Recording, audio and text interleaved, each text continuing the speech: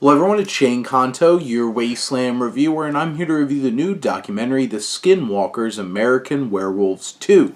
And this is Small Town Monsters, and Seth Breedlove bringing us back into the story of Skinwalkers. And this particular film takes a distinct perspective from Indigenous people and their own lore and their own mythology in terms of how they perceive skinwalkers, shape-shifting, and this film really focuses on that aspect of the skinwalker legend in terms of like the shape-shifting, changing into people. And there's some really creepy stories that some of the people that they interview share because of the shape-shifting. It's like, are these just regular people? And it's unnerving in that way. It's just like, what did I have in my car? That kind of stuff. I think this particular film stands out because it adds those layers of that cultural perspective from Indigenous people, and I think that adds some interesting lore into the equation for this documentary this time around.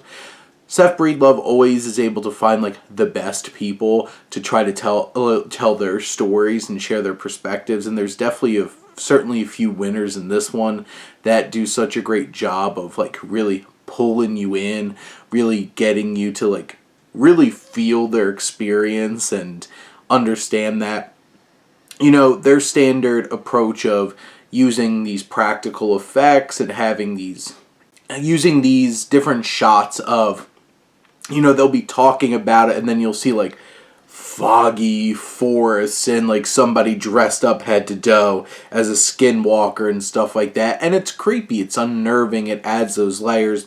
There's definitely some moments where it kind of feels like it feels a little, because like, you know, these films in general from Small Town Monsters, they're not big budgeted films, not big budgeted documentaries. It's definitely leaning into some elements of like filmmaking for like B horror movies, and you can definitely get that feel. And yeah, it's not going to work for everybody. Some people might make it feel like it's cheap or cheesy, but I think it really captures the spirit of like what they're trying to approach here with these cryptids and these different strange entities. But the respect for Indigenous culture, I think this particular edition of their documentary series, I think really helps elevate these ideas and really add some layers and perspective. But, you know, when it really comes down to it, these documentaries work so well because they let people tell their stories.